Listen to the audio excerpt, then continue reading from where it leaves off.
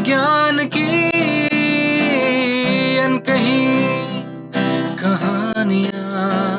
आइए हम सुने विज्ञान की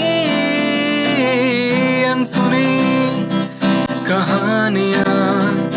Hello listeners, you're listening to Vigyan Ki Awaaz podcast program on STEM popularization, catalyzed and supported by the Ministry of Science and Technology, Government of India and Media for Community Foundation. Project devised and designed by Dr. R. Sridhar and assisted by Ashish Tiwari. Local coordination and production, Professor Subramanian. Content writing by Priyanshu and post-production by Professor Kaushik P. Kanchan of Garden City University, Bengaluru. Garden City University,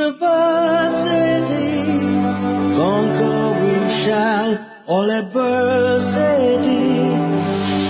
GCU, emphasis on life. GCU, emphasis on life. In today's episode, we have Professor Drsaurabh Singh, an esteemed researcher whose interest lies in applying a blend of instrumentation, observation techniques, along with theoretical inference in cosmology. He did his bachelor's in electronics and communication engineering from IIT, Dhanbad, followed by a PhD in astronomy and astrophysics through joint astronomy program at RRI and IISc. He is currently a faculty member at RRI, having completed his postdoc from McGill University, Canada. During his research career, he has focused on studying the universe using redshifted 21 cm line via single element systems and interferometers. This is, I would say, a millennia long quest, right from I would say astronomy was one of the first fields of study because of this.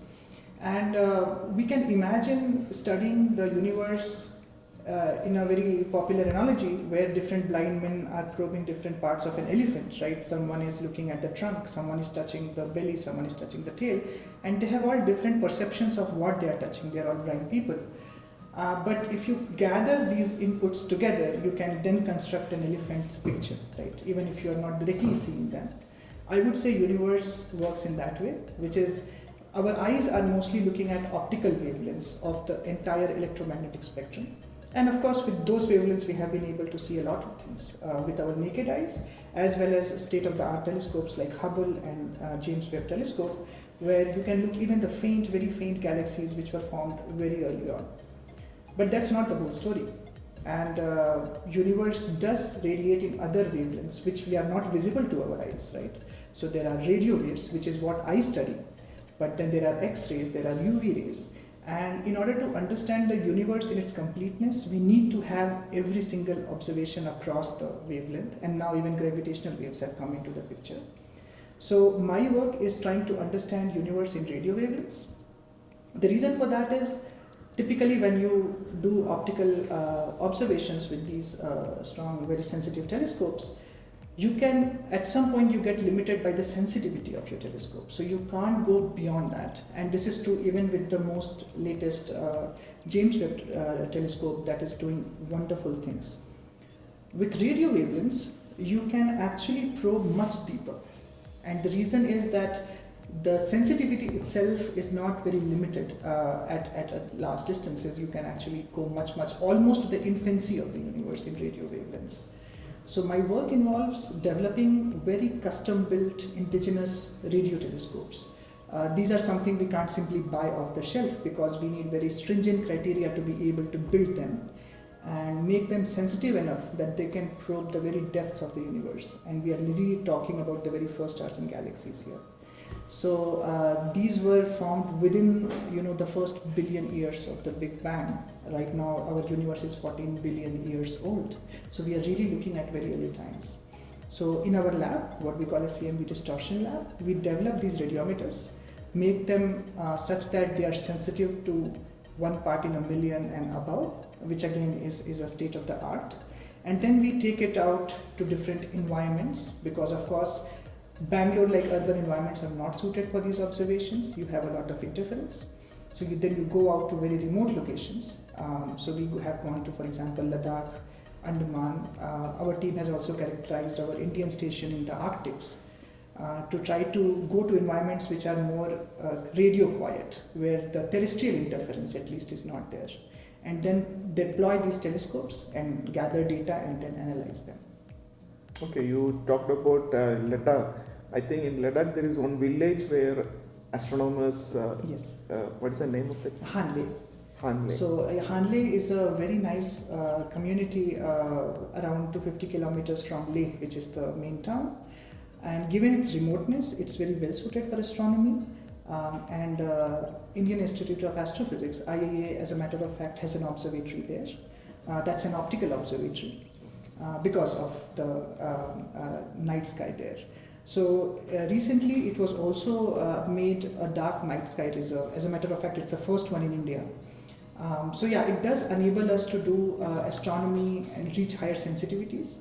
But in radio wavelengths, again, lot of sources of interference are unfortunately our own electronic devices, right? Our mobile phones, our FM, our radio signals, airports. So then when we go to Ladakh, we do go to Hanle region, but not necessarily near the observatory because there are electronic equipments. So it's a nice base camp and we are really thankful to IIA for facilitating our visits. But from there, then we drive further into the wilderness where there is really nothing, and then we deploy our radio telescopes there and gather data for a month or so and then bring it back. Right. So particularly in our experiment, we are not looking for that, but I know a lot of experiments around the world are looking in radio frequencies to search for the signs of extraterrestrial intelligence. What we detect is definitely a lot of terrestrial intelligence.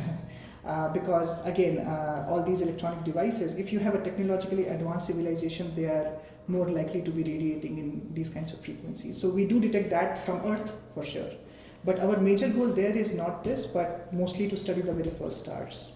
So we really want to be as away from interference as possible, and then finally look at the very first stars. But the problem in this is, even if you go to the most isolated locations in the world, you will have something or the other which is radiating even terrestrially, right? Even if not directly, you have meteors, right? They will reflect off something from very far away locations.